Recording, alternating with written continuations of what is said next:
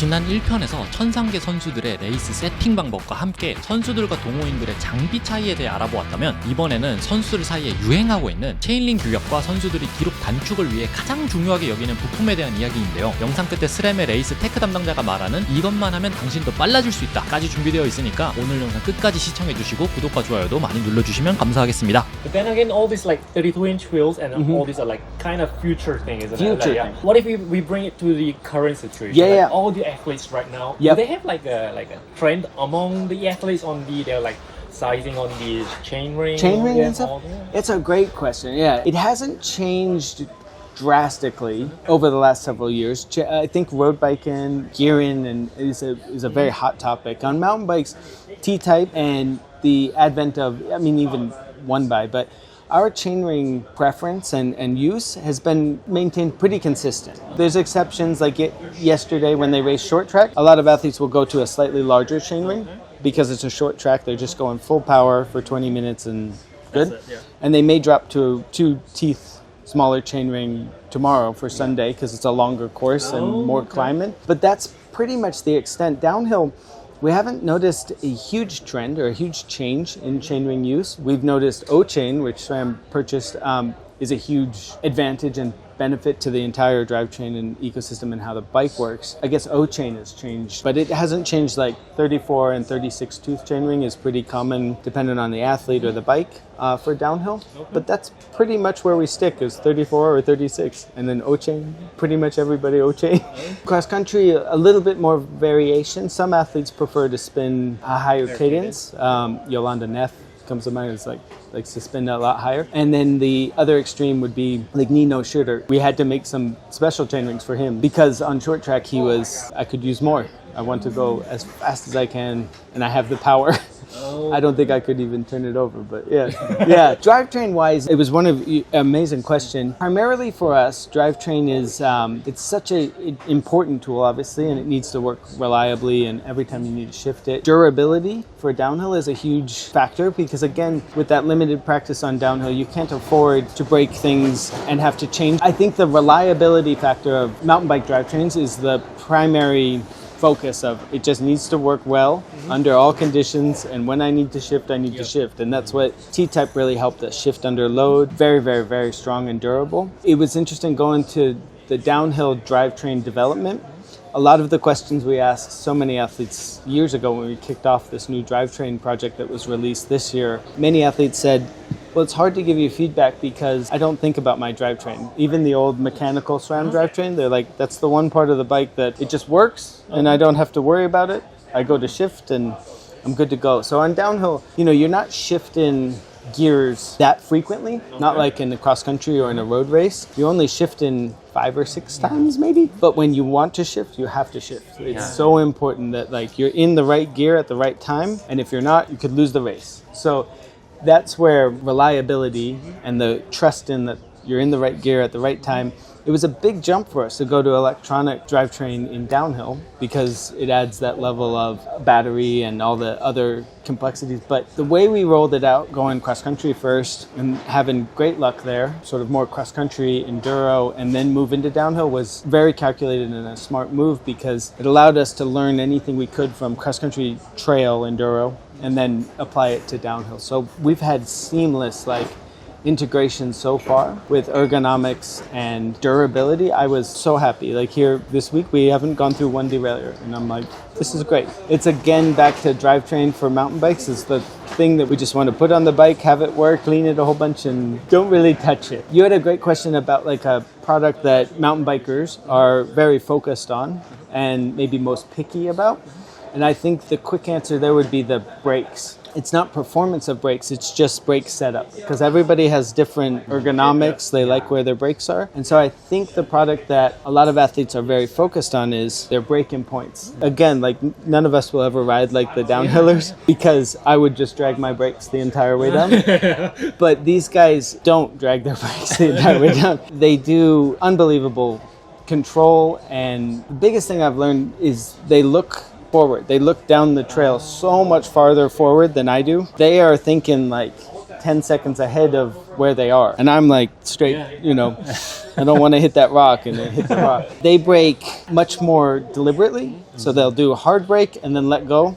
And then, so their speed control. And the thing that we've worked so hard with SRAM and mountain bike brakes is being able to have a lot of adjustment within the SRAM mountain bike brake. So the reach, the control, the throw, the start and stop point, all adjustable on like the Maven Ultimate, the Motive Ultimate brakes. It is the thing people are most picky about, our brakes. But we have so many different rotor options on the mountainside and different adjustments on the brake levers. I think our brakes are at a point now where they're the go-to for a lot of people. And especially on the World Cup circuit, over the past 2 years, I've been so excited and happy that brakes are almost like drivetrain. It's a little less stress that you can do everything you need to without a lot of issues or work. It sounds like if you're not getting any feedback, it's the best scenario. No one's complaining about it. All good. All Okay, good, lovely. all happy. That's exactly. But we really do appreciate and value all of the feedback and all of the partnerships with athletes we have, because as you build that trust is when you really get to the point where you can talk honestly about something working well or not working well in a constructive way instead of just battling back and forth. No, the brakes are fine. You did something wrong. It's always try to work better. And I think at this point, we're at a great stage with the race department within SRAM, the mountain bike race department, and our engineering support and product manager support is beyond belief, where we have good, clear, easy modes of communication and having engineers come to World Cups. I think based on this year, I would love to have some engineers come here next year to South Korea and just get an idea of a different environment, different tracks, and get to enjoy this. One thing that is quite different on mountain bikes is just you asked about like the same product, right, that you and I can buy, that they're racing. One slight difference, and anyone can do this, it's the service, the maintenance of the suspension and of the brakes and the drivetrain. Just the attention to detail of like at home, you go ride your bike, you clean it maybe and you put it away. Here, the thing we've noticed is it is so important to really record and track and just maintain your suspension. So even though they're only riding for 1 hour on downhill, we will service their suspension after this race. So in 3 weeks, we will be in Ludenville, France, and we will service their suspension before the weekend. So to start off a mountain bike World Cup weekend, usually there's a day, track walk day, which was Wednesday here. And the downhillers will walk the track and get their first look at the track. While they're doing that, mechanics and teams will bring their suspension over to us. And we will go through the suspension and make it basically brand new again. Like full service, go through, inspect everything, make sure it's all clean, fresh oil. And that's very frequent. Much more frequent than any of the three of us would need.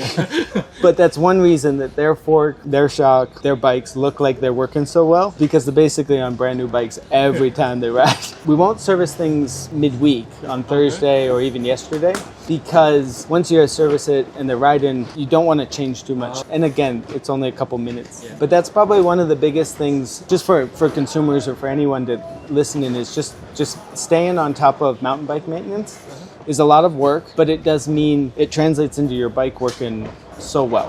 If you ride your bike a lot, you will need to service it. Just like on a road bike, the bearings and the bottom bracket and the headset, you need to service it every once in a while, or grease and replace and things. Big thing on mountain bike is service of suspension is very important. Because if you don't service it, it will, get dirty and degrade over time, and then your bike won't work as well, and then you won't look like these guys. The service side of things is one of the big components to take away from mountain bikes.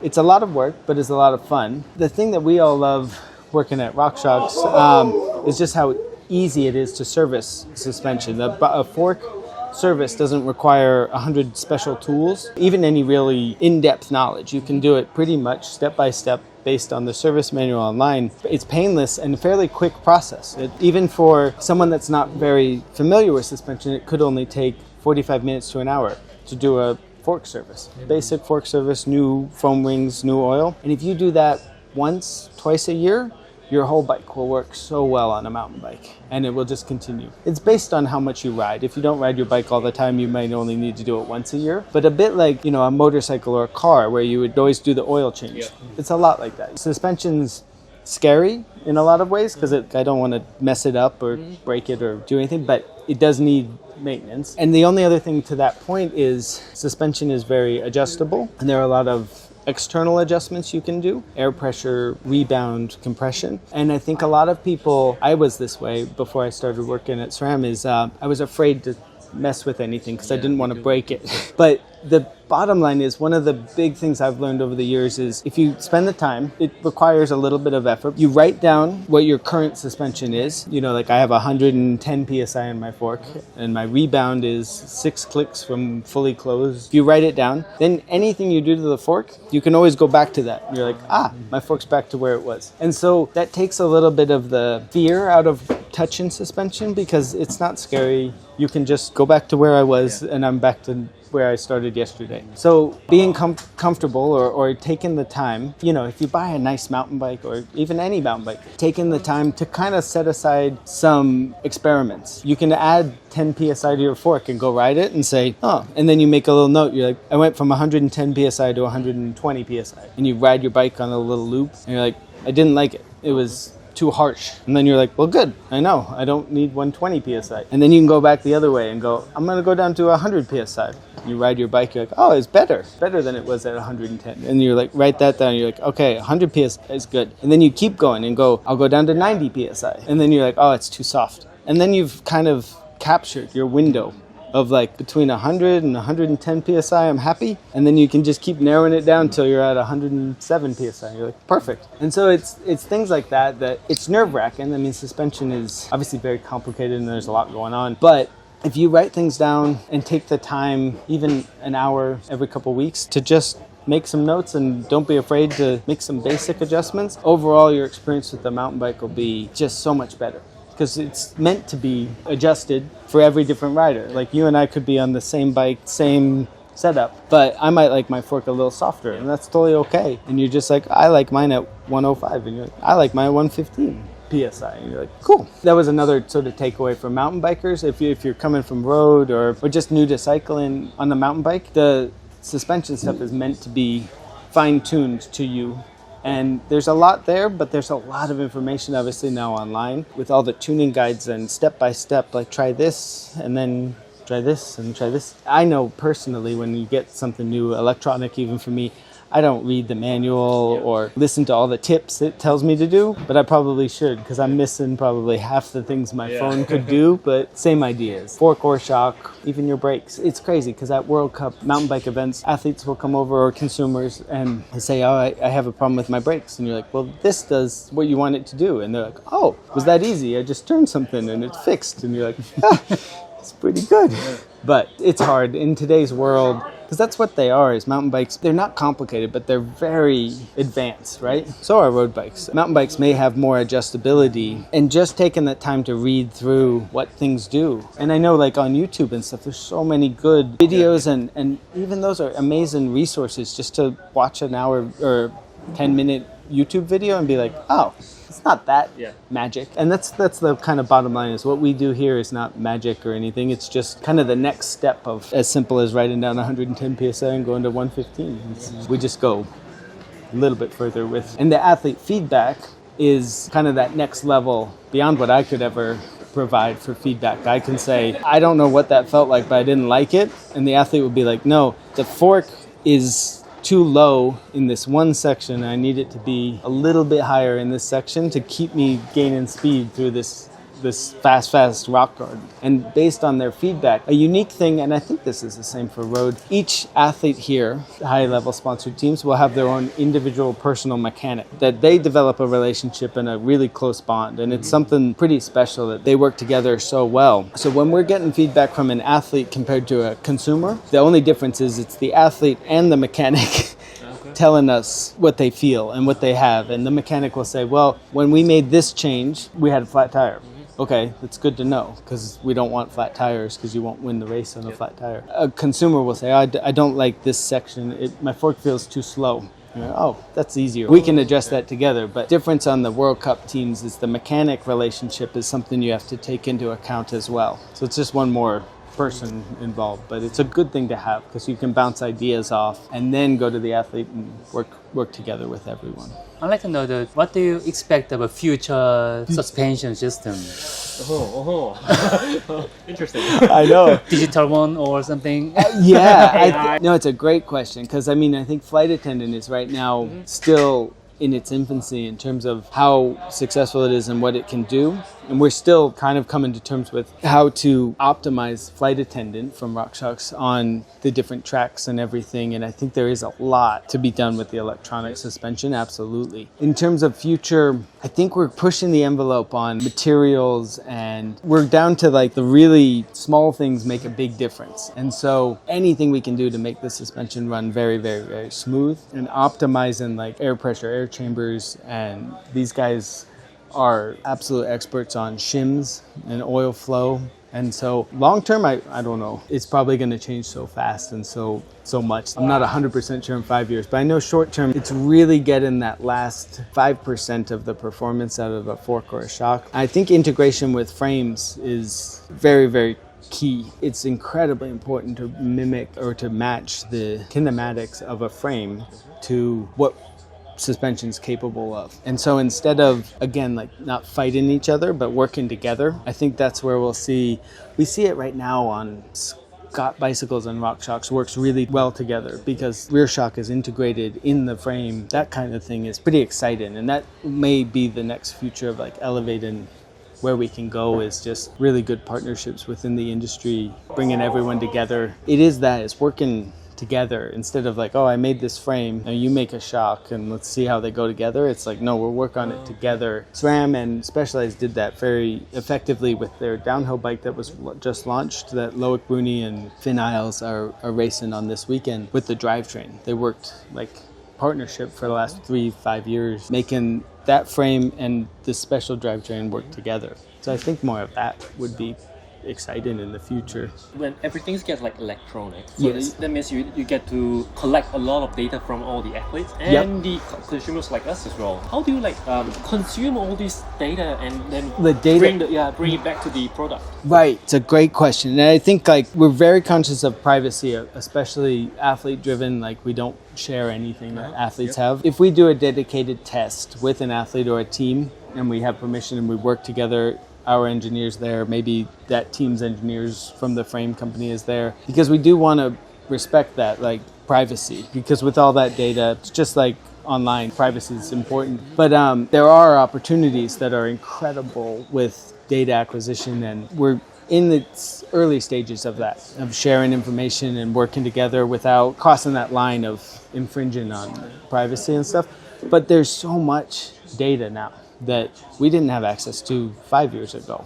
And sensors and power meters and the flight attendant system, everything we can track on what the bike is actually doing. Because in the past we can go off of video and sort of analyze, oh, the bike is unsettled in that section. And you're like, yeah, it does, it looks unsettled. Now you can actually see it and on the data, like really analyze how much force is going through and be quite shocked at the shaft speeds that a rear shock will go through are astronomical. Even our biggest tests of like failure modes and stuff, we're like, these guys are really close. Like they are pushing the limits of, and that's a big thing for us, is making sure always that the products are reliable and can get through the weekend. You know, we never want to get in that situation where you have to switch things out because they're breaking. But yeah, we collaborate so much now with that, and I think we'll just continue building and building and building on what we can use from data acquisition, and all the data that is now available real time on bikes is pretty phenomenal. And that helps us so much with analyzing what we need to improve and where the focus should be moving forward. Your last question was so good. Amateurs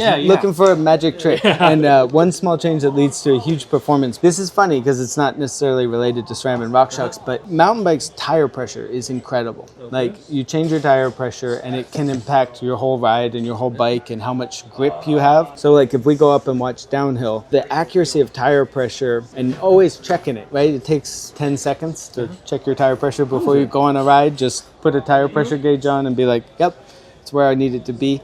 But tire pressure is another kind of unspoken. I'm guilty of this all the time. When I go at home, go for a ride, I don't check my tire pressure every time. But it's one of the easiest things to do. It's just 2 seconds, check tire pressure, check tire pressure. It changes your whole mountain bike ride. And it also prevents flat tires, or if you have too much tire pressure, you're just like, I have no traction, I'm just everywhere.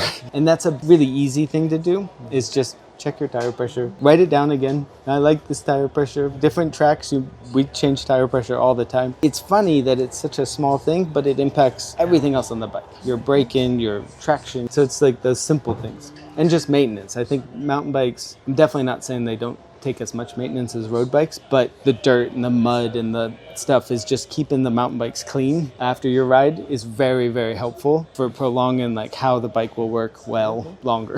Okay. I'm guilty of it too, but go for a ride, it's muddy. You get home and you're like, I just wanted to go take a shower and eat. Just taking that extra 10 minutes to wash the bike and keep it clean, it makes your mountain bike last a lot longer than so those two little super simple things are, you don't even have to wash the whole bike, just wiping the suspension off and getting the mud and dirt out. That way the next time you go ride, you're not just forcing mud into the fork, you have to service it more. So tire pressure and clean. But it doesn't necessarily that we have to use the like all these chemicals to No, just no. rinsing will do? Just rinsing, wiping your fork and wiping your shock. So simple, but it makes a big difference. Very big difference. It's almost so simple that it's so easy to just, oh, it's okay, I'll be okay for next ride. But after a few of those, you're like, I've put so much mud and dirt into my fork that all it took was just wipe it off my fork and it would have lasted another 2 months. Yeah. And the tire pressure thing is funny because it's not necessarily directly related to SRAM rock shocks at all, but it is your whole bike. And I'm sure on road too, tire pressure is very important. Nowadays, one of the most important adjustment is tire pressure. Tire pressure. 2 psi, 3 psi, it's not a big difference. And for consumers, maybe not, but 10 psi is a huge difference. I guess the same idea of check your fork pressure every once in a while. It's not going to just magically stay forever. Like after 2 months, put a shock pump on and just be like, oh, because otherwise you go for a ride and you're like, it doesn't feel good. And you're like, it's something simple. Like I just had to add 5 psi to the fork and back to normal. Over time, things with wear, you ride your bike a lot, it gets dirty, or